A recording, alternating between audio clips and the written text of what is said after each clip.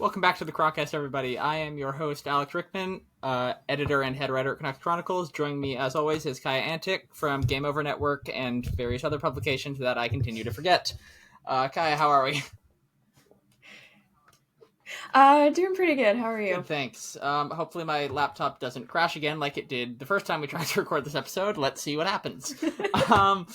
Interesting week for the Canucks since our last recording. So they're now officially eliminated from playoff contention and played one of the weirdest games I have ever not seen but heard of against the Dallas Stars. I wasn't able to watch this game. What happened? That's a question I'd also like to know. That was the Tuesday game, correct? Yes. Okay, so a bit of context. I just finished all of my finals. So that day I was running on 3 hours of sleep, and so I'm like, you know what? I'm gonna go home after class, take a nap, and then wake up and watch the Canucks play. I woke up when the Canucks started, turned on the game, and then fell asleep and woke up at the 4-2 Dallas goal. So I'm like, okay, just another game where we lose. That's fine. You know, we're going to be mathematically eliminated. And then it's 5-2, and I'm like, okay, salt in the wound. I get it. It's fine.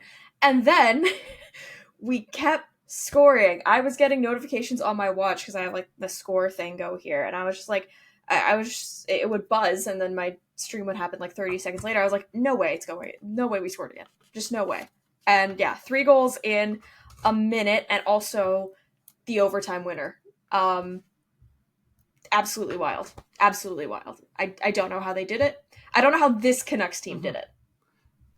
Because, like, if you told me last year's Canucks team managed to pull this off, it's like, I don't even know if that's fully believable, but it's like not completely and utterly out of nowhere.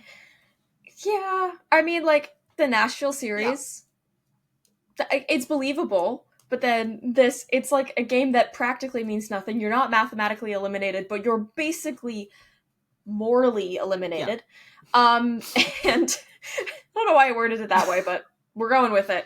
You're basically eliminated, and you pulled that off against the Dallas Stars.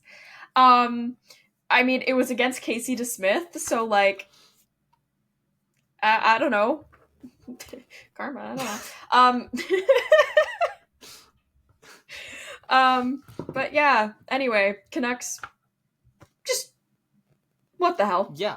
And so, this was the first time in NHL history a team had come back from a 3-goal deficit with a minute remaining, only for us to the next night be eliminated from playoff contention as the San Jose Sharks could not save us in what was also an absolutely wild game that I did not watch. I didn't watch it either. I found out later. Yeah. I was like, because there was a lot of, I mean, I have it further down the list, but I'll just talk about it now. It was like a lot of hype around Marc-Andre Fleury playing, you know, what is likely his last few NHL games, regular season games. And you know, he's the first draft pick of my lifetime, so like, pretty big deal. And yeah, that game was a goalie's nightmare. There were 15 goals, I believe. It was an 8-7 Minnesota win in overtime. Yes. So because Minnesota won, that eliminated the Canucks officially. But 8-7, that's wild. The pun was not intended. I just realized I said that after. The pun did not even click to me for a second, but that was good. You remember that game we played against Minnesota last season where I think it was like 10-7? Mm-mm. I don't like to remember that game. That's completely fair, but like, just shades of that again in a game that this time we had no power over. Yeah, I don't know what it is. I mean, and the thing is with last season too, it's like, even though we lost that game, we still ended up, you know, being pretty successful. Yeah. Whereas now it's just like, damn, that kind of game really, like, not that it tanked our season, because we tanked our season. Let's take full let's let the Canucks take full responsibility for that. It's we when we're good, them when they're not. As it always is. But yeah, it was interesting to see. I had no idea. It was also Macklin Celebrini's first career hat trick as well that night too, right? I believe it was, doing his best to try to save his hometown team. Yeah, there was who said it?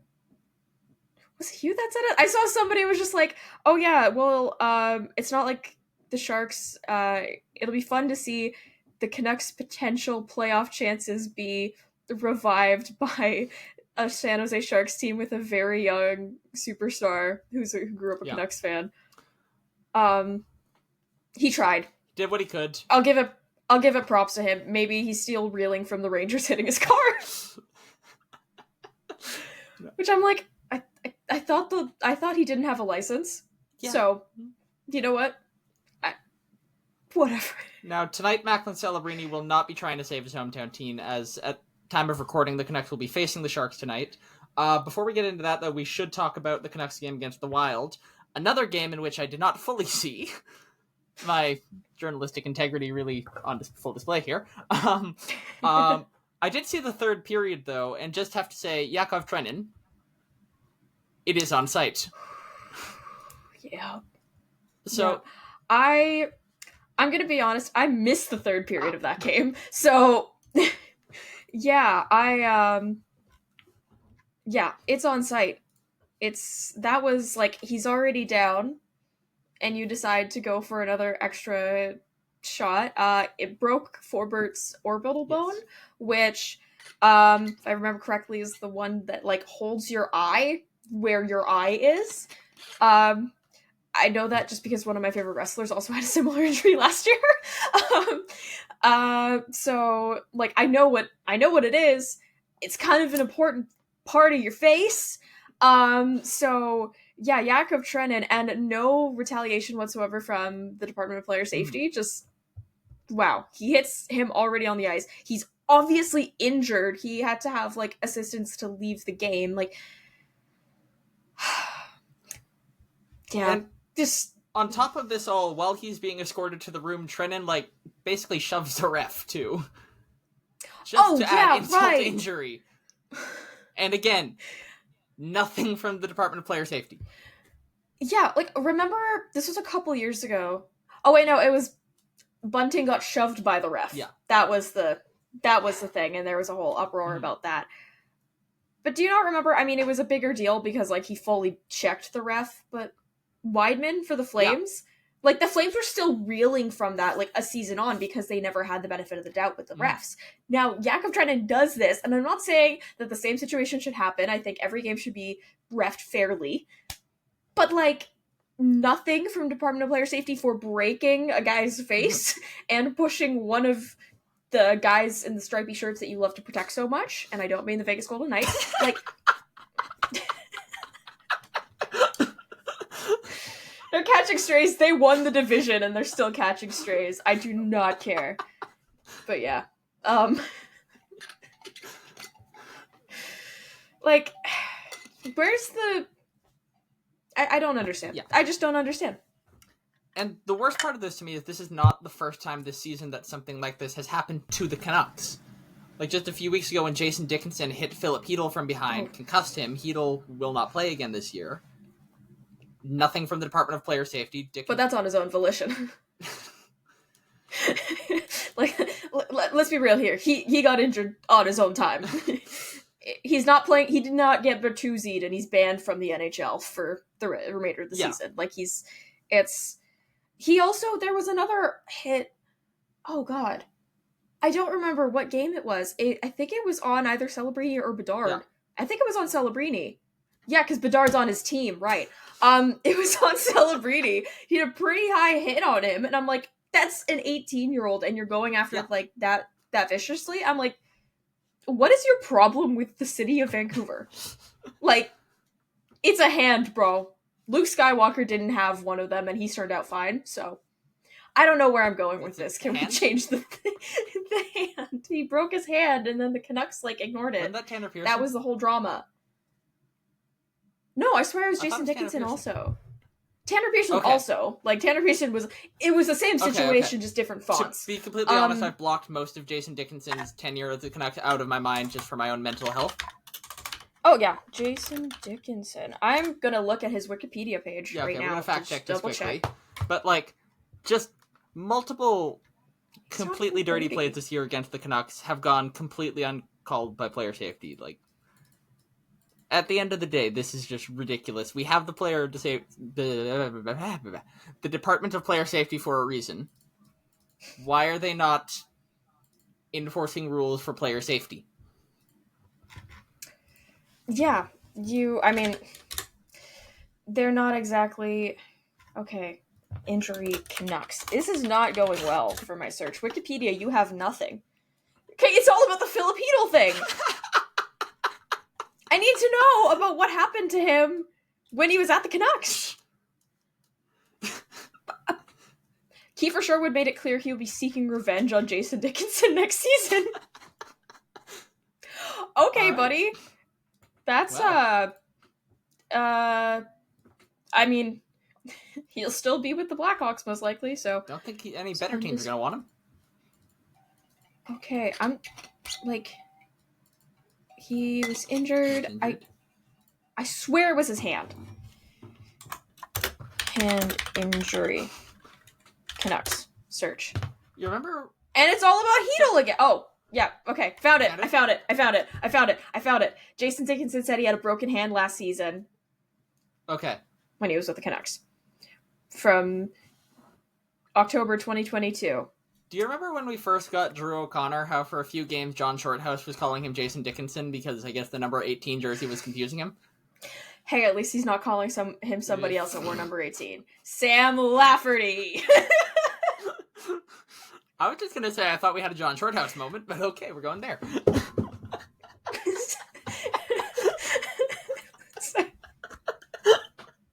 Wait, it would be a John Shorthouse moment if it was number like 420. But that's never going to happen because the NHL hates fun. I don't know where I was going with that point, but it happened. Yeah. Anyway. God.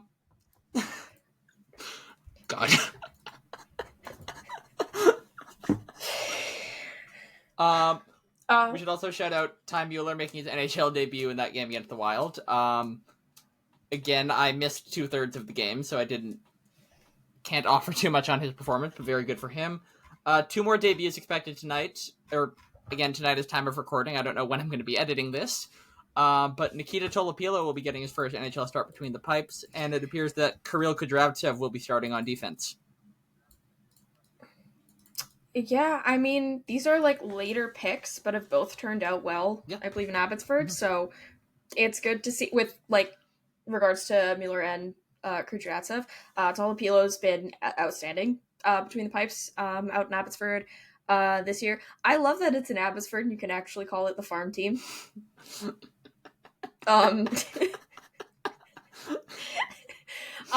Anyway, that's brain. But yeah, Ty Mueller played 10:56 in the game against the Wild. He had 2 shots. Okay. Oh no, he had penalty minutes. Oh. Never mind. That's never mind. He had 1 shot, 2 blocks, a giveaway, and had a 42.9 face-off percentage. So that's pretty good. That is, I mean, it was the lowest, but in comparison, it was Ratu with a 52.9, Suter with a 63.6, and Teddy Bluger with a 70. Jesus. So, yeah. Great. Yeah. Just great. Yeah, and I guess, especially for games like these where you're mathematically I cannot speak today. Eliminated. And especially for tonight's game when you're playing a team like the Sharks, who, I mean no disrespect to the San Jose Sharks, they are not good. They are the most fun last fun. place team. They're going to be good at some point here with how much young talent they have. Not right now. Yeah, I foresee for some reason in my bones there's a Tyler Toffoli hat trick coming. So, like, I could see it happening. Mm-hmm. And that's also just because he's an ex-Canuck. But also, I just really like Tyler Toffoli. Thanks, Jim Benning. Anyway. I'm not still mad. From 5 years ago. Not still mad. Anyway.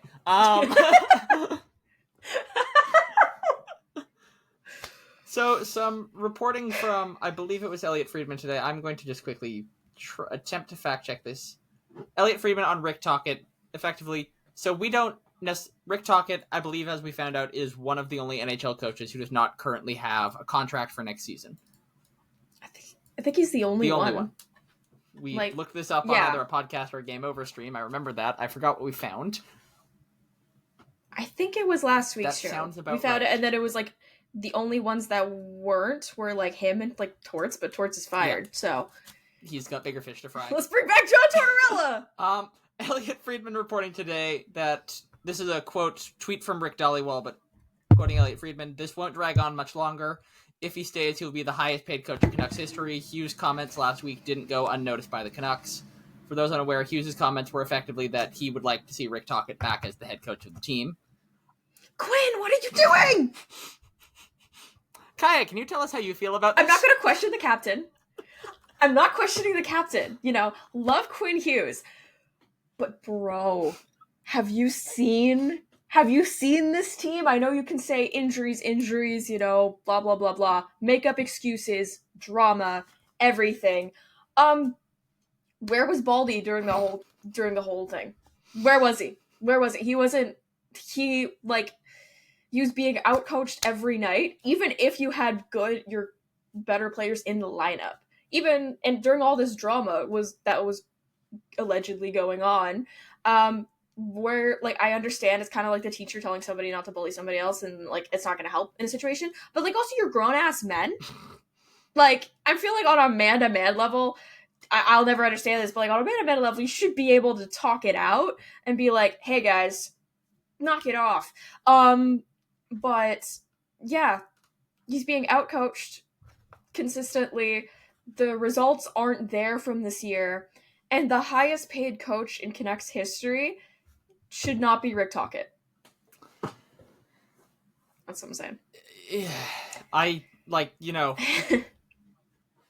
don't want to, call for someone's job publicly. I don't think that's a good look. I'll do it. Well, no, I'll take his job. That's okay. What I meant to say. My brain processed what I was wanting to say, but I didn't say it. At the end of the day, this team's got to win. It's night. And playing hockey like it's still 1995 is not going to do that. Yep. Rick Tocchet was brought in to help JT Miller. Or, be the JT Miller whisperer, because he was, the Kessel whisperer back in Pittsburgh. Yeah. I feel like the Pittsburgh Penguins are Patrick and Jim's ex that they won't let go of, because, get over it. You don't have JT Miller, so what is he doing here? It's who is he going to help? Because he's not really helping in the offense. He's not really doing much of the defense. That's more Sergei Gonchar's job. Adam Foote's job. Sorry. Yeah. Brain. But, what are you doing? What are you doing? I don't know what this man does. And he's obviously not doing it well.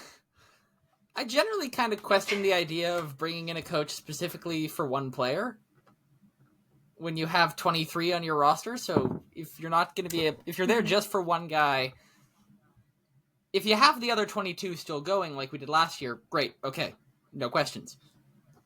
When now that one guy is gone and you're struggling to get the rest of that room playing up to their potential, or you feel like you're getting outcoached consistently and it seems like there's no willingness to relent to play a more offensive style of hockey when this team is just devoid of any kind of spark to score,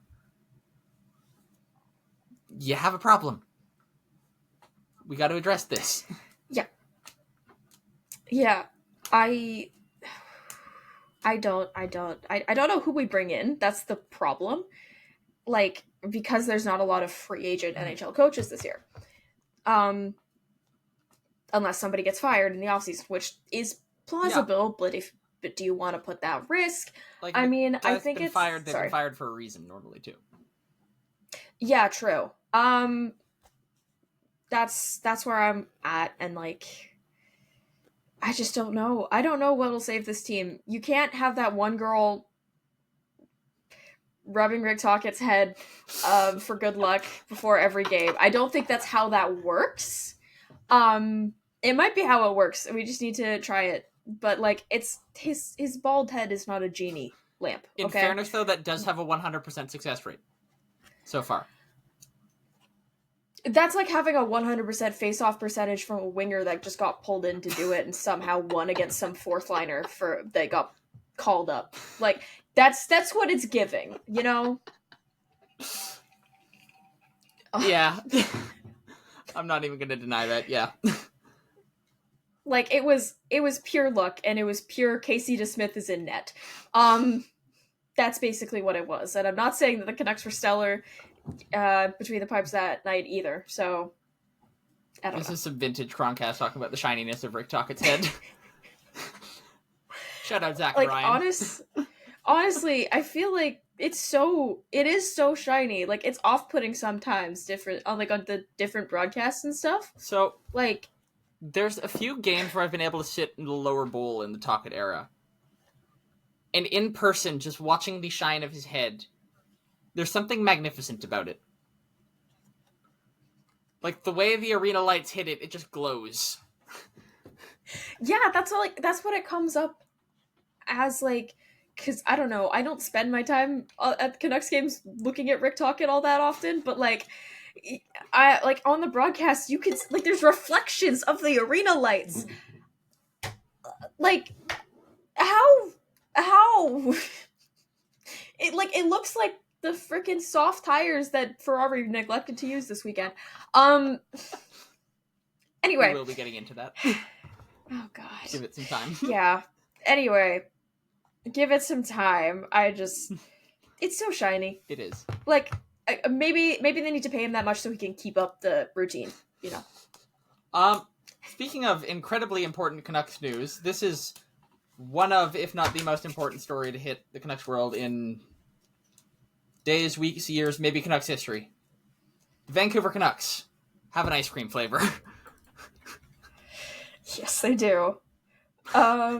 So it's a Western family, so that's like the Save On Foods brand. It's like, if you're familiar with, if you're not familiar with Save On Foods, if you're familiar with like the Real Canadian Superstore, like, no name brand, it's basically the Save On version of that, sort of. I don't know. Usually better. Anyway, Western Family Bar Down Black Canadian grocery store tier list. Western Family Bar Down Blast is what it's called, which, like, objectively is cool. Like, it's cool. I don't know how Canucks it is, but it makes sense. Yeah. It has the Canucks puck. This is the official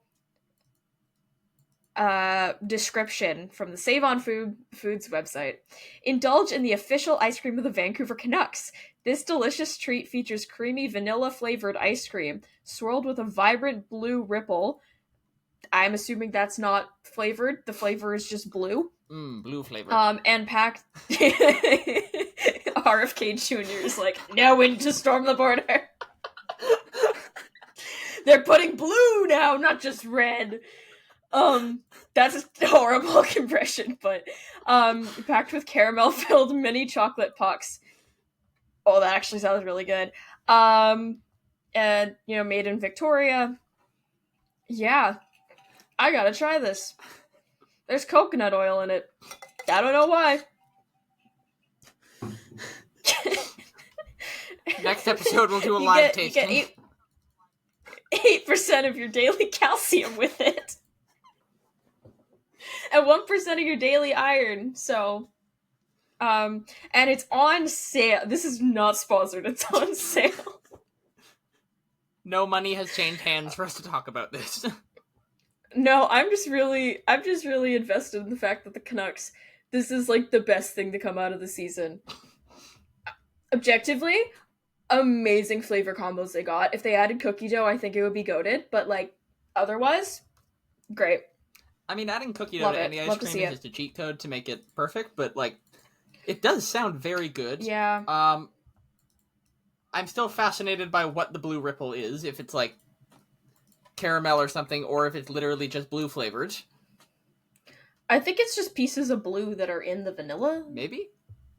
Like, that's what the picture looks like. I don't know. If someone from Save On Foods would like to come on the Chroncast next week to discuss this ice cream flavor, DM me at Alex_Rick03 on Instagram. And we will bring you on the podcast to discuss this ice cream. Yeah. I don't know. No. We'll see. Yeah. Sorry. Dad, I'm not hungry. Thank you for the makeshift sign though. Give me that. Can I have the sign, please? Thank you. It says, "Are you hungry?" with a smiley face on the back of a wagon wheels box. I'm recording a podcast. I'm not hungry, but thank you very much. Okay. We are. Yeah, so the Save on Canucks ice cream, I need to try this. I need to figure out what is going on. If it is just blue flavor, I think blue is probably delicious, but whatever. I mean, it works for like blue raspberry things. I've never seen a blue raspberry. So no, I think someone just was like on LSD or something and invented the concept of blue raspberry. And like only for slushies and lollipops. Nothing else. So yeah, nothing else. Yeah, because I think, you know how like if you have like a grape popsicle, it does not remotely taste like grape, but it really tastes like purple. Yeah, or like how like bananas, like the banana flavoring and like candies and stuff like that is not like actual banana. It's from like an extinct strain of bananas. Yeah. Like it's kind of that, you know? Like I feel like orange actually tastes like orange, but the reason I could still have like strawberry flavored stuff and not strawberry stuff, I'm allergic to strawberries, but I like strawberry flavored stuff. So I want to say thank you to artificial flavoring. Because I won't die. I'm not gonna die. That was dramatic, but you know. Red die number 40, we salute you. I break for red 40. I actually saw a bumper sticker with that on it. I'm not gonna lie. I might need to get it. But my car's red, so it makes sense. Finally, with anyway. Canucks news before we move into other news around the NHL, the Canucks longtime trainer Pat O'Neill is retiring, and Red Hamilton, I am like 99% sure Hamilton is his last name. If I have made that up, I am so sorry. Will be taking over as the full-time head equipment I'm pretty manager. sure it is. We think it's Hamilton. Yeah. So just congrats to Pat O'Neill on his retirement. He's been with the organization since, I believe, 1989. Good year. Neither of us were alive. I was like, it's a good year, better album. But I believe he was also with the original Winnipeg Jets too. So that's not something a lot of people in the NHL today can say. So congrats to him. Congrats to Red for taking over as the full equipment manager now. But yeah. Shall we move into other NHL topics now? Yay, I love talking about teams that are successful. Well, successful and the New York Rangers. Yeah, why don't we start there? Yay, I love talking about the New York Rangers. First of all, the New York Rangers have now been eliminated from playoff contention, meaning that none of the Vancouver Canucks, Bo Horvat, or JT Miller will be in the postseason this year. Kaja, you regularly watch Rangers games for some reason. What do you have to say about what's been going on in New York lately? I'm gonna admit, I called the Rangers my second team, and then JT Miller got traded there, and I actually started watching them less. So maybe it's the JT Miller effect, but like derogatory in brackets. Yeah, so the Rangers, they're officially eliminated, and I think it's like the first time in NHL history since 1967 that the Pens, Bruins, and Rangers don't make the playoffs. which because the two OG teams and then the Penguins, who were one of the first expansion teams. Yeah, wild. Yeah, the Rangers beat the Islanders, who were also looking for a playoff spot, 9-2. I don't know how that happened, but it did. And then, like, a few days later, they lost the Canes 7-3.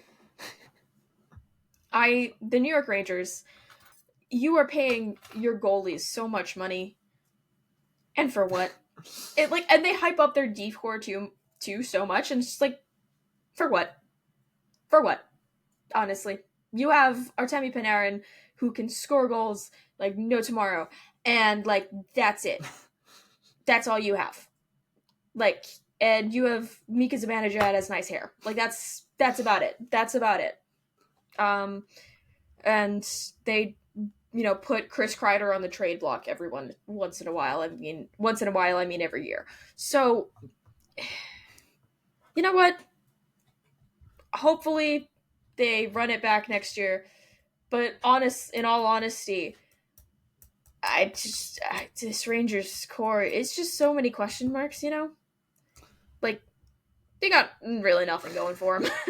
What I really wonder about, too, with the Rangers going forward is we've seen what happens when JT Miller is on a team that is not doing well and he begins to mentally check out. Mm-hmm. How is this going to look next year for the Rangers if things don't get off to a good start for them and JT begins to mentally check out? Yeah. It'll be interesting. I especially wonder in the New York market, too, because, like, Canucks fans are... I say this as a Canucks fan and with deep love for this fan base. We are absolutely feral. Rangers fans are pretty similar in some ways. But, I mean, yes, absolutely, yes, 100% yes. Yeah, I will say, I mean, it's also not a coincidence that, like, he's only lasted a few years at every team he's played for. Yeah. Like, I'm not trying to stir up drama, but, like, if a team's not good, like, then he's not going to be good. He needs the team to be good, essentially. Yeah. Like, okay. I'm going to start this off by saying, while he was a Vancouver Canuck, throughout most of his Canucks tenure, JT Miller was my favorite player on this team. Mm-hmm. When the going gets tough, JT goes home. Like, he is not there for the tough moments. When things are good, he's your best player. When things are bad, he's doing cardio, and even that's a bit of a stretch at points. Oh, yes. There are some Andrei Kuzmenko level back checking. Yeah, pretty much. And you know what? I'm not sure. We saw how Igor Shesterkin reacted to the Canucks players in his in the blue paint earlier this season. Imagine if he tried what he did against Colin Delia, hitting the net. Imagine that against Igor Shesterkin. I'm sure that will go over really well. Let me remind you, this is a team that, yes, it was Georgiev, who was their backup at the time. This is a team whose goalie punched one of their players in the face, and the player got traded. Granted, it was Tony DeAngelo, so, like... Kind of had it coming. Still! He definitely had it coming. No, I retract the kinda from that statement. Yeah. He had it coming. Any, like, negative story at Tony DeAngelo, I'm like, yeah. I still have a meme saved on my phone, and it's just like, listen up, liberal, in Star's own goal. Because there's that one game, I swear he scored like 4 against the Islanders. Anyway. Yeah. Let's move from that and let's talk about the retirement of a couple players. Patrick Maroon, Big Rig, is calling it a career soon, as is Alec Martinez at the end of the season. Mm-hmm. Big Rig, what a career let's start with Patrick Maroon. What a career. What a just career. Like love him or hate him. He's an icon. Like, just insanely, like, somehow he has 3 cups, and you wouldn't know. Like, he's huge respect to him for a very long career. Alec Martinez, I don't have a lot to say about, but I will say, because I feel like I've watched Patrick Maroon play a little bit more, so there's that. And also, I'm pretty sure Alec Martinez is the one that scored the winning goal in overtime make sure. Yeah, he was to, make sure that Henrik Lundqvist never got a cup. So for that, I hold my resentment. But respect, both of them, long NHL careers, both of them with 3 cups each. So, congratulations, guys. Great careers. Again, like Alec Martinez with what is probably one of the most iconic moments in NHL history with that goal, even with it. I'm going to stop talking about this. Yep. Thank you. Yep. But no, Patrick Maroon, just, again, like you said, love him or hate him. He got true embodiment of the word legend. Yeah, he got Jack Edwards to apologize. Do you know how insane that is? You should have done that a lot more. Anyway, Oh, yeah, that's what I'm saying. Like, that's like... My eardrums may never recover. Sorry, what? Anyway, Jeff Skinner is making the playoff for the first time in his career. Okay, listen. I am happy for Jeff Skinner. But I am going to be preying on his downfall so much just as a product of which team he is playing for. Okay, here's the thing. This is the one positive that we got from him signing with the Oilers instead of the Canucks, because I wanted him as a Canuck so bad. Like, Buffalo bought him out, and I was like, I do not care. Sign this man. Like, we need locker room vibes. Perfect example. Mr. High School Musical. And then he signs with the Oilers, and I was a little sad. But you know what? We didn't make the playoffs, and they did. I hope they play him, because also he's been healthy scratched quite a number of times from what I've understood in Edmonton. So, yay. Please let him play. Please. But yeah. It's kind of funny because the only Oilers players who I have any inclination to cheer towards are ones who have at points been healthy scratches in Jeff Skinner and Canucks legend Troy Stecher. Troy from Richmond. Troy. But like, it had to be Edmonton. Really? Just couldn't. There are 7 other Western teams making the playoffs. You couldn't have been with one of them. Or an Eastern team. There's a whole other conference. Go play there. I was about to say, would it be worse if he was with the Leafs? Ooh, I don't think so. Might be. He probably wouldn't have played, considering they're not even playing Nicholas Robertson half the time. 6 to 1, half dozen to the other, really. In terms of how bad it would be, just not comparing him to Nick Robertson, that would be... I don't know who turns out worse in that comparison. But, like... Because, like, you have this guy who's, like... Let's move on. Yep. Okay, 2 more pieces of news before we get in... Oh, no, sorry, 3. I can't read. We'll start with the lighter one. Let's start with Gabe Landeskog being back now. Yeah, so Gabe Landeskog has not played since the 2022 Stanley Cup Finals. With, I think it was a knee injury. Knee or hip? Knee, hip. One of those old people injuries, you know? And by old people, I mean something affecting me. And so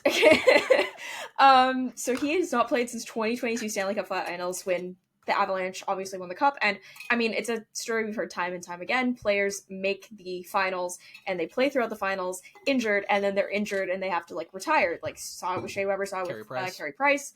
So Landeskog got loaned to the Colorado Eagles, who are... I believe they still are holding on to... I was just checking this. Yes, they are. Okay, they're still first in the AHL, or in the West? Or is it the AHL first in the overall? Pacific, first in the West. First in the West. Looks like Milwaukee are first. Oh, no, Laval are first in the AHL. Oh, okay. That's a weird team to be first. Yeah. Alrighty then. I don't know. The only time I've ever seen Laval play, they lost. So, and that was a few years ago. So, but yeah. So Colorado Eagles, the Colorado Avalanche, AHL team, AHL affiliate, he was loaned to them on like a conditioning stint, and he played his first professional game just this past week as a member of the Colorado Eagles. And I saw this really funny tweet. Or this funny post. Imagine you're the first place Colorado Eagles with the red hot Abby Canucks. The Abby Canucks had like a 13-game win streak, and they're in the playoffs. They're good. You with the red hot Abby Canucks on your tail, vying for that number 1 seed, and then all of a sudden you get reinforcements, and it's Gabriel Landeskog. Like, insane. I don't know the stats of this game. I know they're playing Henderson Silver Knights, who I believe didn't make the playoffs, but that's also because when has Vegas ever held on to a prospect? Henderson are currently last in the Pacific Division. Yep. So I don't know if he got. I'm gonna look that up actually. Gabriel Landeskog. But yeah, he scores first pro goal in nearly 3 years. That's wow. On Saturday night against Henderson again. Sorry, I got jump scared by the like TSN autoplayed a video. Oh yeah. And I do not like when they do that. Yep. TSN fixed it. Yeah, so he's played 2 games with the Colorado Eagles. He has 1 goal, 1 assist for 2 points, and he took some penalty minutes. So, you know what? If he's able to get back up to form and play potentially for the Avalanche in this in the playoffs upcoming, man, that's gonna be such a boost for them. And like it'd be hard to expect him to be like the full Gabriel Landeskog this year, like the full Gabriel Landeskog experience right away with how long he's had a layoff. If he can just get to a point where he's productive with how loaded that Colorado roster is right now, and just the mental boost everyone gets of suddenly we have Gabe back. Why am I calling him Gabe like I know him? Anyway. Friend of the Chroncast, Gabriel Landeskog. There's another one. Him, Helmet Marco, we're just adding every episode. But yeah, like that's gonna be such a big boost for the Avs going into the postseason to having their captain back. Yeah, definitely, because just huge morale boost because he's been there like consistently when the Avs, even if they lose in round 1 to Seattle or they get a little farther. Like, he's still been around with the Avs organization trying to, like, work through his injury, trying to still keep up with, like, being a voice in the locker room. And, like, it's good to see, and I don't know. I'm happy for him that he's able to play professional hockey again. Not exactly an Avs fan, so I'm gonna be like, you know what? It's probably great for the team, and that's all I'll say. Fair enough. With that, we'll move on. We'll first talk about Chaz Lucius, unfortunately having to announce his retirement at, I believe, 21 years of age. I could be wrong. So, yeah. I missed what exactly it is, but effectively he has a condition that makes him far more susceptible to injury than he should be, which has basically kept him sidelined for ever since he's been drafted. Just brutal to see that. Yeah, so he was diagnosed with Ehlers-Danlos syndrome, which this CBC put out a good piece about it. And it was someone that lives with it said people with EDS got the cheap dollar store glue and everybody else got the crazy glue to hold their joints together.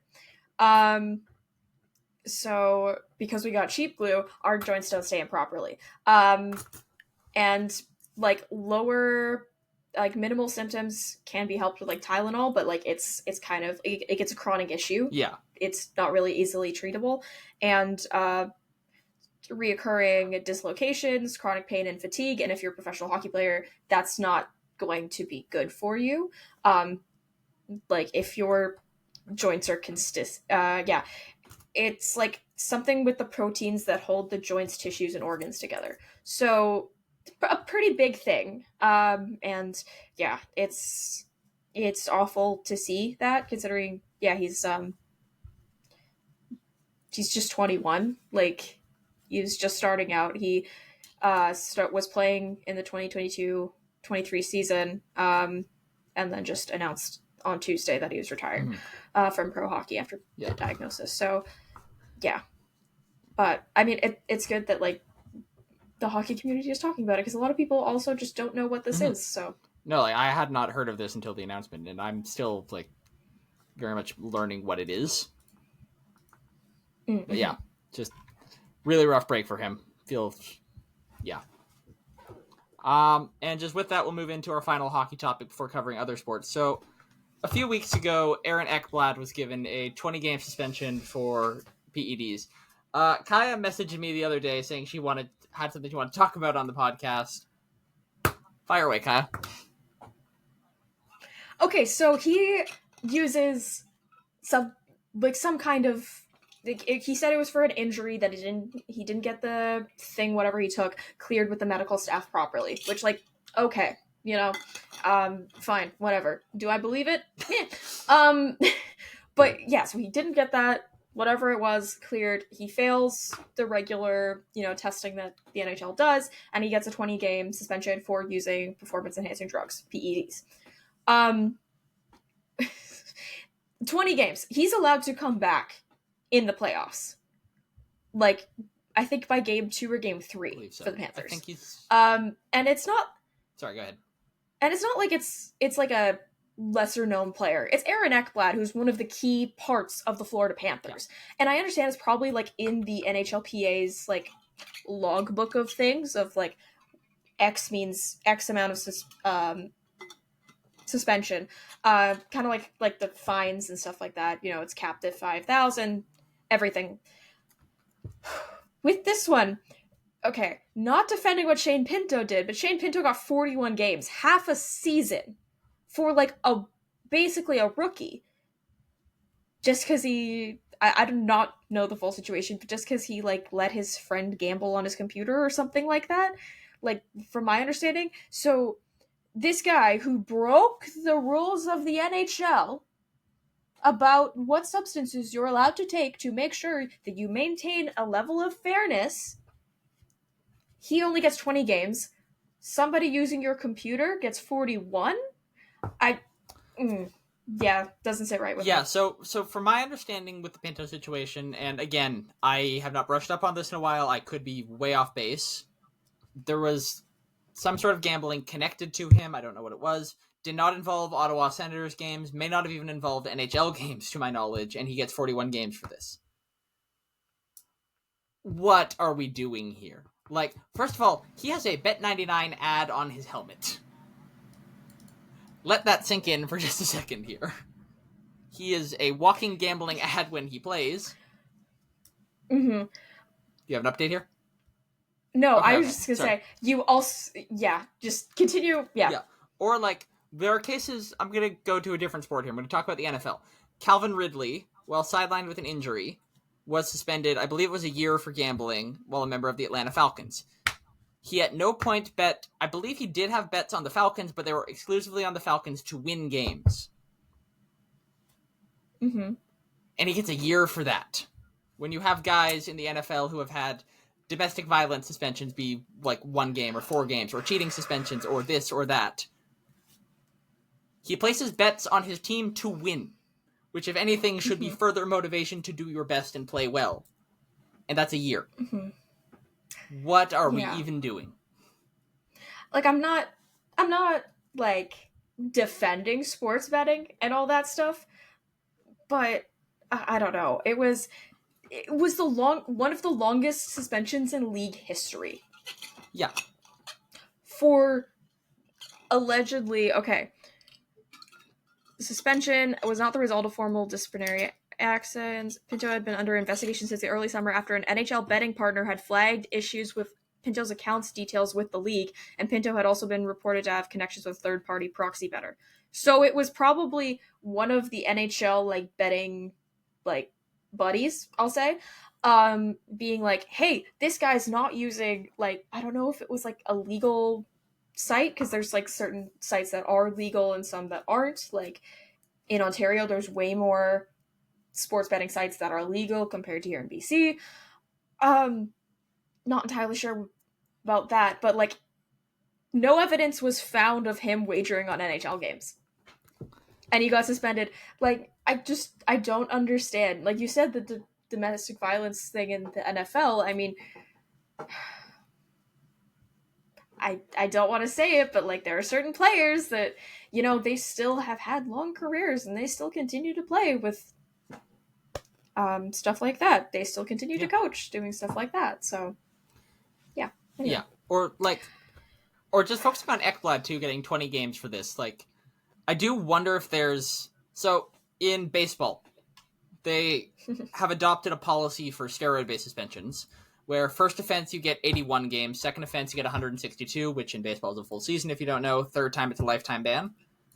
I'm wondering if the NHL has something like that and that's gone under the radar, but regardless of what it is, this is just like, when you're comparing suspension to suspension from Pinto and Ekblad, or potentially other cases of this that I'm not thinking of, it's just weird.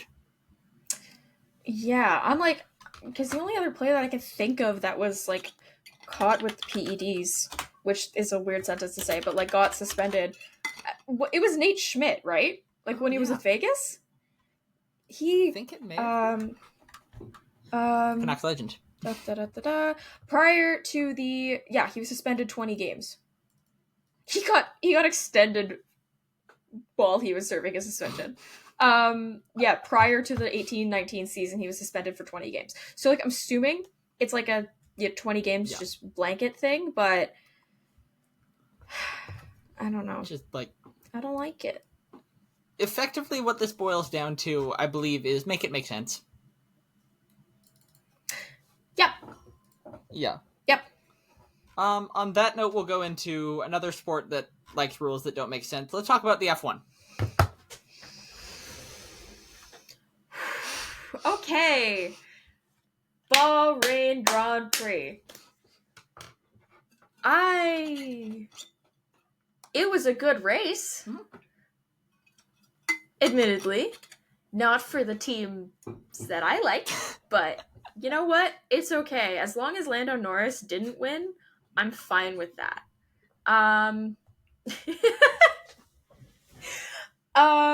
Yeah, it was a good race. It was entertaining. There was a notable commentator's curse moment, because they're like, oh yeah, no retirements, and then like 3 laps later, Carlos Sainz is out. What else happened? Oh, Hulkenberg got disqualified after. I don't know if you saw that. I did not catch that, actually. Yeah, so he got disqualified, it was like hours later, but the skid block on like the bottom of the car, apparently, I think it, like the thickness or whatever wasn't up to standards. God. It's always the skid block. It's always a skid block or like the weight issue. Last year he got disqualified because he got black flagged, actually, which had not happened since like the 2000s, because the marshals helped him back onto the track in Brazil. Just, you know, another level of chaos in that race. But yeah, I don't know. It was entertaining.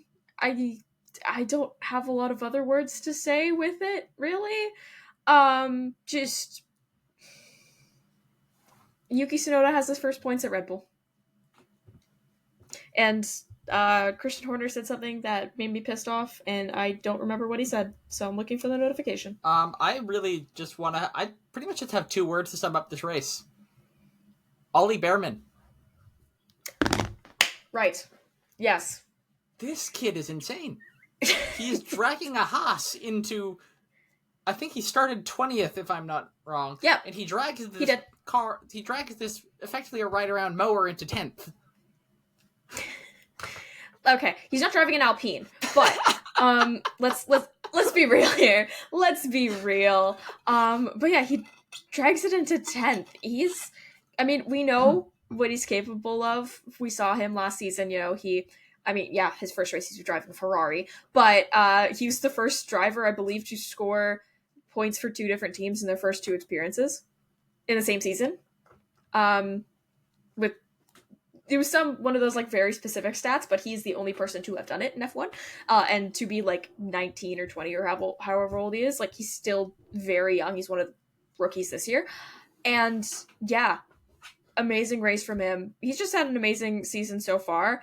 I was saying it before, kind of, but like it's so funny to me that the I mean, admittedly, they're in kind of better cars because Antonelli's also in a Mercedes. But Antonelli and Behrman were like lower in the F2 standings, but then they're having better performances than Hajar and Bortoleto, who were like Hajar was P2, Bortoleto won the F2 championship last year. Again, Bortoleto is in a Sauber, and Isaac Hajar is in a Racing Bull. So very different vehicles, but yeah, it's certainly interesting. It's certainly he should have won driver of the day because, like, admittedly, it is impressive. It is impressive for Lewis Hamilton to move up 4 spaces, but to get a Haas from 20th to 10th, this is like when Lando won driver of the day for not finishing the race in Austria last year.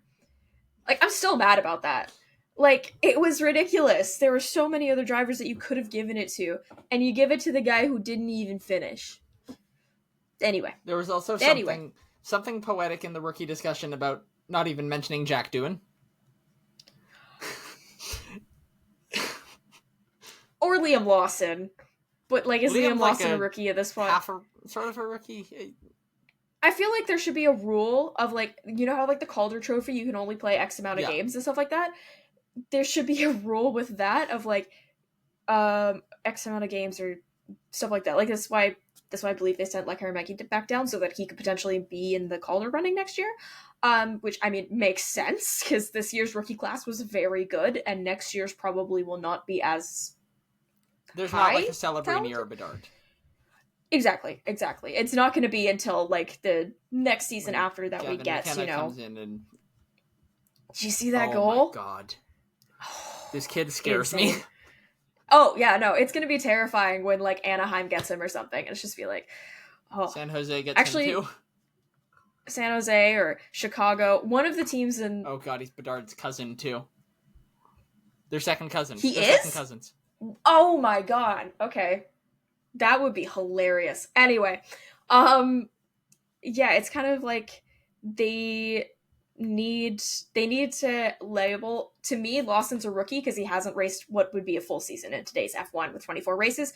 Prior to this season, he had only 11, so I don't know. To me, he's a rookie because it's his first full season. Other times, he's just been, hey, Daniel Ricciardo's out. You're in now.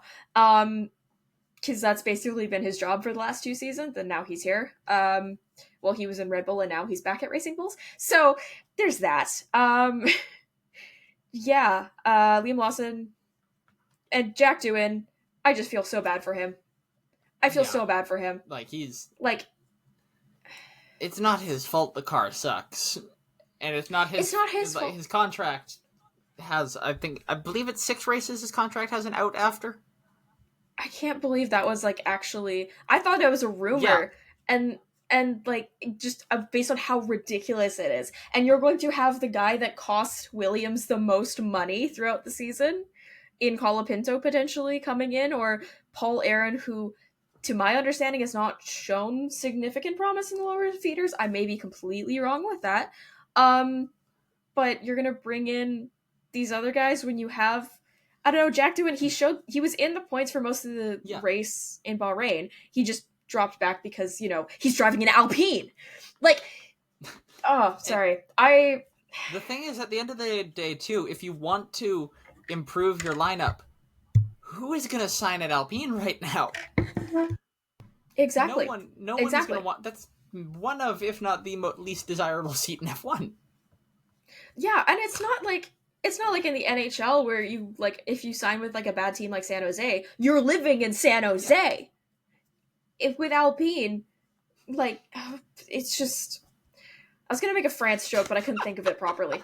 And technically they're based in the UK, so it doesn't make sense either way. But, like, with Alpine, who is going to want to sign with them? And to my understanding, there's a few free agents, but I don't think George Russell is going to Alpine next year, unless something goes horrifically wrong for him. Yeah, I don't know. Speaking of, we were touching on Kimi Antonelli earlier. He's still doing high school work while in F1. Yeah, he's still, like, he was talking about how he needs help with maths, because, you know, Europe. And he was like, yeah, I'll ask George for help. I might ask Bono, too. And that was, like, just twist the knife, everything. But yeah, I honestly, kudos to him. Like, I can't even watch F1 and do finals at the same time. So great job, bud. He also got a new Mercedes gave him a new car that he can't drive for 3 years. Did you not hear about his workaround for that? He got a San Marino driver's license instead of an Italian driver's license. They have different rules. That's honestly genius. If you can pull that off, you don't need to go to high school. That's genius on its own. yeah. Like, that's like thinking on a level NHL players don't. Yeah. So, because like they don't go to high school. So, one thing I wonder about with his high school, I'm assuming, I could be wrong, but I'm assuming he's doing work at like an Italian high school, albeit probably remotely. If he was driving for Ferrari, would they still be making him do this work? I wonder if at that point they just give you the degree, or the diploma. True. But, like, he's also not Charles Leclerc. And Ferrari will bend over backwards for Charles Leclerc and doesn't care about anyone else. So, Ferrari will, but I do wonder if, like, the fandom, because it has been said there are two religions in Italy, Christianity and Ferrari. I wonder if his teacher just go, yeah, you pass, whatever, go drive. Yeah, I mean, that would make sense. So, you know what? Fred Visser, you're the reason that this child is still in high school. I need to, yeah. Anyway, kudos to Kimi Antonelli, though. Good for you, Kimi. You're doing great. Good job. Probably. I initially had some hesitance to using the name Kimi for him because I am a big Kimi Räikkönen fan, and I believe the name Kimi has to be earned and not given. Yep. I am willing to call him Kimi. That's fair. He has earned the right. From that first... He has earned the right. First race, I wasn't willing to give it because it was one race, and I'm like, okay, I need to see a little more. He's earned it. I mean, drivers get whole contracts off of one race, so... Shout out Nick DeVries. Yep. That's exactly what I was thinking. I was like George Russell too, but no, George had a PowerPoint too. So like PowerPoint, and like he did. He went to Toto with a PowerPoint presentation. I'm going to need to see this later, but also with George, it worked. He is also it's not just the PowerPoint, he is also a good enough driver. Yeah. Like, I don't know, Antonelli gaining 12 places on the first race in a chaos that saw most of the rookies crash out. Yeah. Amazing. So moving on from F1, this story you sent me, the Canadian women's rugby team, currently ranked second in the world, has begun a crowdfunding campaign to help fund training. Yep. Now, Canada Rugby is one of Canada's sports organizations. That's about the nicest thing I could say about them. How do we get here? You know what? I put that in there because it reminded me of the Canada soccer situation. Yes. Between the women's and men's teams, even when the women's team was much more successful than the men's team. And, you know, the women's team, second ranked in the world, and they can't get proper funds for training.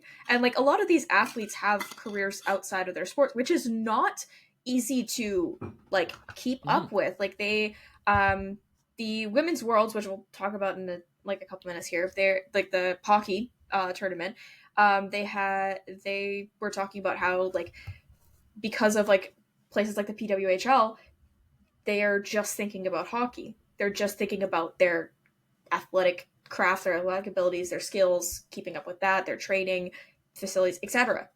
Whereas, like, there's still so many sports where the women's team are pushed aside. Like, it still irks me. The Portland Thorns, even though they've had way more success than the Portland Timbers, are treated as, like a concert opener to the Timbers games, and it still pisses me off. So yeah, there's that. But yeah, it's just like, it's unfortunate, but it's just another case of women's sports being put on the back burner by these major organizations, and I'm sick of it. You also saw it. There was so much attention with the Four Nations face-off, and there's so much attention with the World Juniors in the men's category, I guess you could say, from Hockey Canada. And yeah, there is like a bit of support for the women's teams, but you don't see the same level of like promotion. even with like organizations with Hockey Canada, again, where the women are much better than the men, like historically and so forth. Like it's just another case. I don't know. Support women's sports. Support the Canada women's rugby team, because it's absolutely ridiculous. This is a topic of conversation in 2025. Sorry. Speaking also of like sports where the women's team is better than the men's team, Rugby Canada. This women's team is like second best in the world. The seven side just won the silver medal at the last Olympics. The men's team got relegated from the main seven series, finished last in the, I forget what it was called, like the Pacific Nations Showdown with like 6 other countries, including a beatdown that I was at by Japan, where we lost by, I want to say it was like 40-something points at BC Place in an empty stadium. Whereas our women's team is elite. Like, they can compete with anyone in the world. Mm-hmm. Fund this team. Rugby Canada in general, Canada used to have really good rugby teams on the men's side. This has fallen off a cliff. Mm-hmm. Rugby Canada, I'm going to make a little bit of editing for myself to do later. Get your shit. Valid. Get it together. Yeah. Your men's team got relegated. Come on. What are we doing this for? Like, you're pumping in money for a bunch of amateurs when you have like a fully ranked number 2 in the world Olympic silver medalist. So at the last Rugby Sevens tournament at BC Place, they had to invite several other countries to play like a little side tournament so that Canada's men's team could have games on home soil. So they had a little mini tournament separate with the Japan and Trinidad and Tobago Sevens teams facing off against Canada at the end of blocks of regular games. This is the state. That's honestly embarrassing. This is the state of men's rugby in Canada.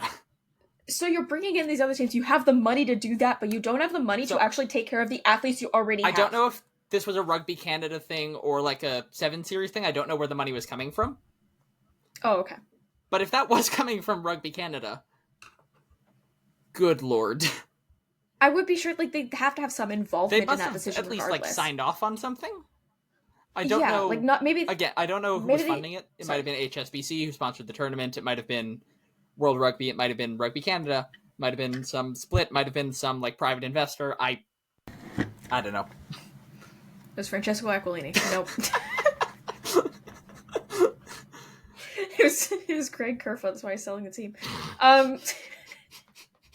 Yeah. So, I would imagine they had some sort of input, and you're putting that much attention, and your players have to go and appeal to crowdfunding sources in order to get their team situation sorted out. Like, you're the organization that is supposed to protect these athletes. It's kind of like, you may have opinions on this is not a sport, but in the WWE, a lot of former wrestlers have had to like crowdfund and like GoFundMe and stuff like that once they're retired for like medical expenses, or if unfortunately there's a lot of wrestlers pass away early, so like if like funeral expenses and stuff like that, because the WWE, the way their contract system is set up, like they don't really take care of that.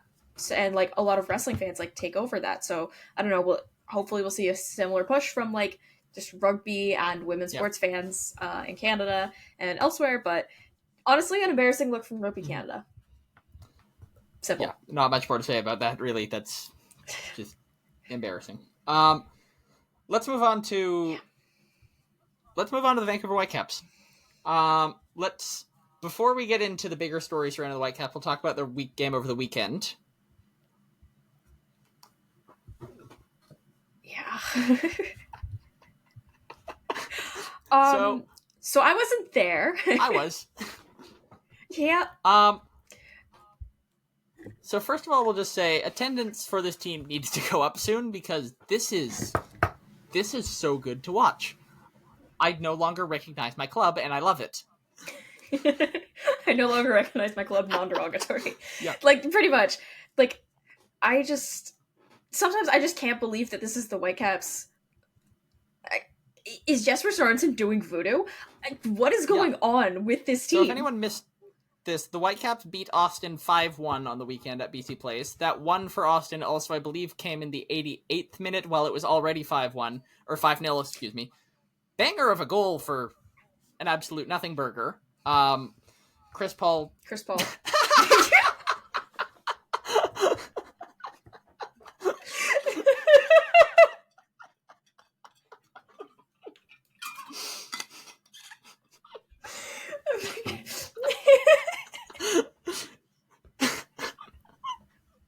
Only on the Chroncast.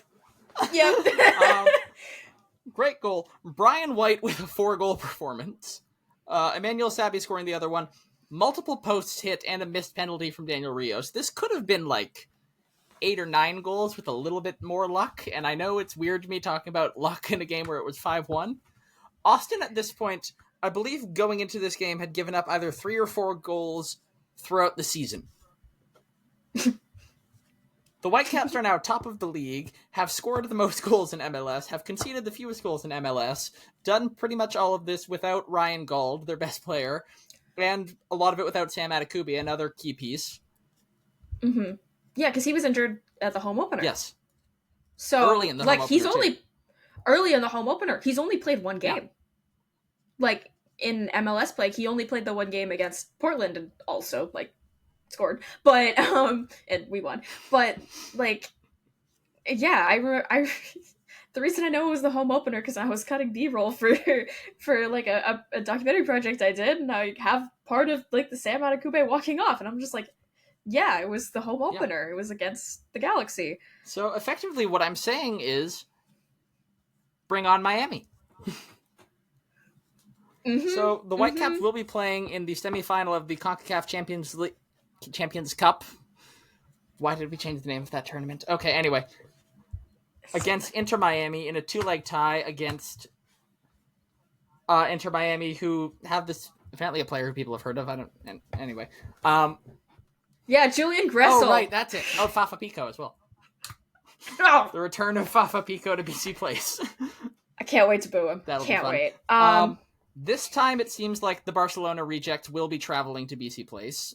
Last time, famously, they did not, as they were just, I assume, fear of Ryan Gauld, but this time they have to. You know what? I think they're afraid of Sebastian Berhalter. Oh, that's also possible. Because I tweeted that. That's when they announced it. I was like, they're afraid of Berhalter. But yeah, it'll be interesting to see because there's a lot of high prices already for some of these God tickets. Bless season tickets. And God bless the supporters groups. Shout out Tobin. Yeah, shout out Tobin. Really. But yeah, it'll be interesting to see. I didn't go to the Miami game last year, and I know a lot of the controversy surrounding that. Buddy's probably gonna have to play on turf, so suck it up, Buttercup. The women played a World Cup on turf. You can stop your tears for 5 minutes, Mr. Argentina, okay? Sorry, that was a bit mean, but also he's a multimillionaire, so I don't care. Yeah, so if you gave me any other team in Whitecaps history and put them up against this Miami side with, like, okay, I'm just going to be real at this point, with the greatest player of all time, with one of the greatest strikers of all time, I'd say, okay, we're about to get smacked. Oh, yeah. However, Jesper Sorensen has somehow made me trust my team. I think we're going to do it. I think we're going to go to the final, and I think we are going to Mexico. That'll be a fun time. I'm not going to Mexico because that's too much money. But some people will. Yep, fair. Yeah. At the end of the day, what also will interest me about this is, as you mentioned, there was previously some controversy about various Barcelona rejects not traveling to Vancouver last time, getting a lot of people really upset. I don't want to get into that too deeply. Mm-hmm. I wonder what... okay, listen. The crowd is going to be overwhelmingly people who are there to see Messi and the former Barca players. That's just a fact of life. I want to see how loud it gets in there when anything happens. How many people are just cheering when the ball goes in either net? Because I think there's going to be a decent number of those. Like, if You're from Vancouver and the Whitecaps score. You're still going to cheer. I think it's just some of the.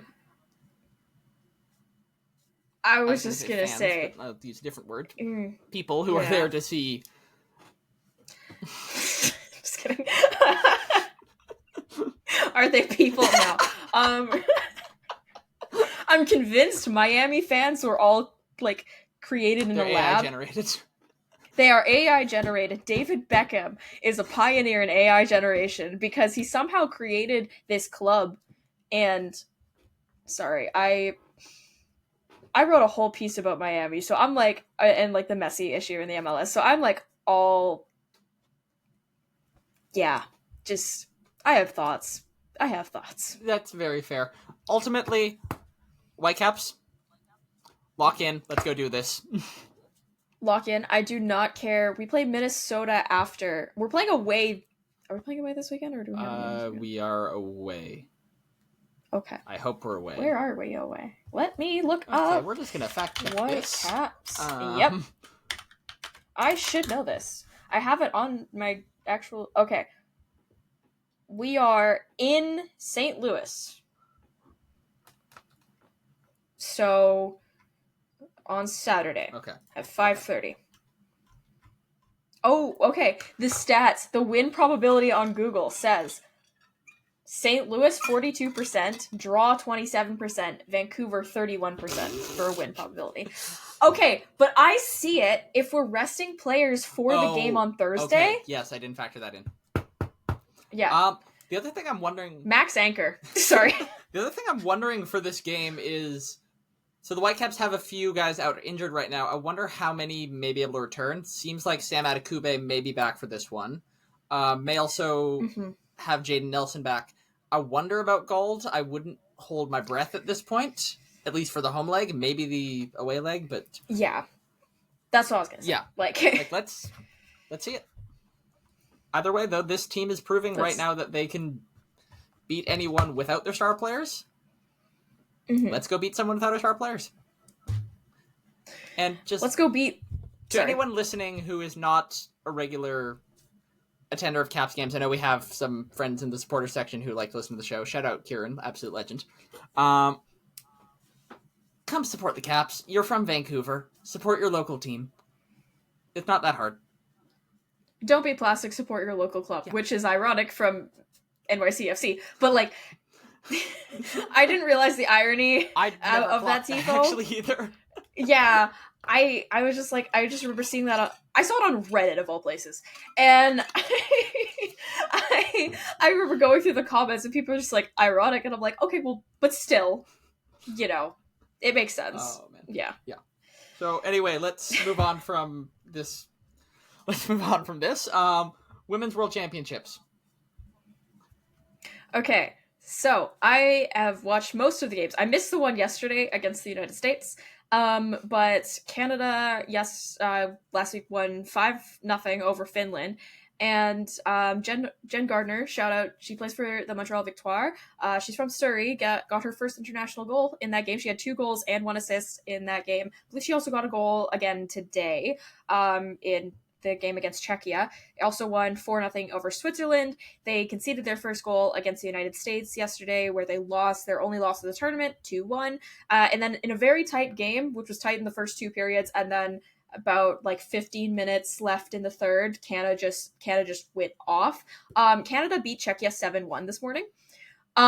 With a sold out crowd, which like is great to see. All the Czechia games were sold out. It was electric atmosphere there. Czechia played a really good game. But yeah, Canada end up coming out on top, so 7-1. They're second in their group because of the loss to the United States.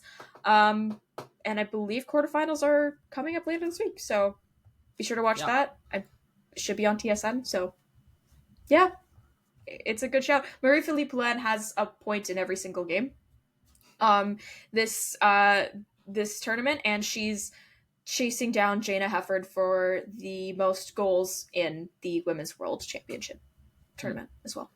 I'm just really... At most of these like tournaments, it does feel like we are on a collision course for a Canada-USA final. Absolutely. All the time. I cannot wait for that. Anytime Canada and the USA face off in one of these games, men's or women's side of hockey, it is some must-see TV. That's the thing too, is with like, I was thinking, for some reason, like, it's a bad thing, obviously, to compare men's sports to women's sports, because then it feels like you're diminishing the women's sports effort, which, I mean, the women's rivalry series has been, like, an annual thing for years. Like, let's also highlight that. But, like, they lost the preliminary round to the USA. You know who else lost in the preliminary round to the USA? The Four Nations face-off team! So, let's go, girls. Let's do it. Yeah, it'll be exciting to see. I just want to double check IIHF Women's World Championships. Okay, schedule and events. Please load. Okay, standings. Yeah, so I believe there's a few more games left to be played. USA and Switzerland for Group A. Switzerland has not won a game yet, so I'm going to assume that the Americans will top the division. It would require an all-time upset for that not to happen. Yeah, and then there's still, in Group B, there's still 2 games that need to be played. Sweden, Germany, Japan, and Norway all have yet to play another game, so. Yeah, it'll be interesting. We're not sure who the quarterfinalist appearances are, but that will be the quarterfinals start April 17th, and it's games from 1 a.m. Pacific time to 11:30 a.m. is the latest start Pacific time for these games. So, support women's sports. And let's go get the gold. Let's just remind them we are not the 51st state; they are the 4th territory. Anyway, now, before the show, I asked you a question about something in the doc that you said I would find out about. Could you please explain what does the Lightning McQueen question mean, Kaja? Okay, so, they asked this to F1 drivers, and this is why I put it in the doc. Does Lightning McQueen have car insurance or life insurance? Life insurance, but it's called car insurance. Okay. Cool. That's it. That's the question. That's the question. Because it was originally the end of the other topics list. So I was like, I'm just gonna like try and keep a blank face. Obviously, as you can tell, I haven't done theater in like 6 years. So poker face gone. Yeah. Car insurance or life insurance. I don't think he has any insurance because Lightning McQueen just seems like the type of guy to just forget. Yeah, I think Lightning himself might not have it, but just within the Cars universe. Mater doesn't have it because he doesn't trust the government. Sorry. And then he turns McQueen and you was there too. To quote Shane Top, I do not respect him. No, just... Golf! Rory McIlroy. Okay. Let's go. Rory McIlroy finally wins the green jacket, completing the career Grand Slam. I believe it's been 11 years since he won a major at this point. Do you not know that? I did not know. Like, any major tournament? Like, the last time he won a major tournament, I think, was 2014. Oh my god. It's been a minute. He's had multiple famous chokes at Augusta to the point where I, as a Rory fan, did not believe this was ever going to happen. Finally does it. Makes it a little too exciting in the end. Takes it to a playoff after blowing a lead. I believe he had 4 or maybe even more double bogeys over the course of the tournament, which proves to me that golfers are in fact just like the rest of us when we golf. But yeah, shout out Rory, career Grand Slam. I also like that a live guy didn't win for a second year in a row, and that the guy who did win the tournament is the face of the PGA Tour as opposed to one of the live guys. Because on the last day of the tournament, going into Sunday, it felt like it was going to be between Rory and Bryson DeChambeau, who is kind of the face of live at this point. The good guys won. Bryson also had an absolutely horrible day and whined in the media about Rory not talking to him during the final round. Okay. Men used to go to war. Grow up. I actually... Yeah. I will play the world's smallest violin for you, weekend, Bryson. Exactly. You know what? You get paid millions of dollars to put a little ball into a hole. Mhm. Like, congratulations. And you want a little fancy jacket. Go to H&M. Up until this weekend, I actually did not know that Rory McIlroy had not won the Green Jacket Yeah. before. And I was like, because like in my mind, he's like one of the greats, right? Because I don't watch a lot of golf. But yeah, I had no idea. And then I find out, I'm like, okay, I am cheering for this guy now. I admittedly did not watch much of the tournament, but congratulations, Yeah, Rory I'm just McIlroy. You did it. quickly fact checking. I know it was 2014. I just want to check what the last major he won was. I forget. Before the Masters, the last major he won. Damn it, he won 2 that year. Now I have to check which one it was. It was in 2014. It was the PGA Championship in 2014. Oh, So he took a little break, just a bit. came back, and saved golf. So anyway, I was in the 6th grade the last time he won good a major. Anyway, we'll just move into our final topic of the day. Aaron Judge has been named, captain of Team USA for the upcoming World Baseball Classic, I believe. That what it said? Yes? I believe so. Okay. Yeah, I got the notification because, yeah, sports. I just wanted to ask your opinion, like as a Yankees fan, what's kind of your take on that? Because I know there's like a lot of hesitancy with like national team appearances because like some players will go to these tournaments and get injured, so there's a lot of differences with that. I mean, I'm of the opinion that one of the things as a huge baseball fan that it is lacking that other sports have is high-level international competition a lot of the time, because the World Baseball Classic last tournament was pretty good in terms of getting MLB stars and getting the big names out, but it hasn't always been that way, so I'm always up to see better competition at these international tournaments, so I'm happy to see we're going to get that. I obviously wish it wasn't Team USA, but them's the breaks. And really, I don't think there's anyone more deserving of it than Aaron Judge. I think he is a really good locker room leader, really good guy to be a captain, so, happy for him. Follow-up question, does he bring the bat? Does he bring the bat? He hasn't been using the bat. He's still using the regular one. Okay. I do not watch the Yankees, so I chose a different baseball team. I like them bad. Anyway, I think, speaking of which, they are losing 4-0. I think Judge's philosophy was basically, if it ain't broke, don't fix it. And when you're Aaron Judge, I think that works. That works. He's the type of baseball player I feel that he's a time traveler. Like, he looks like a baseball player from when, like, the Black Sox were cheating. Like,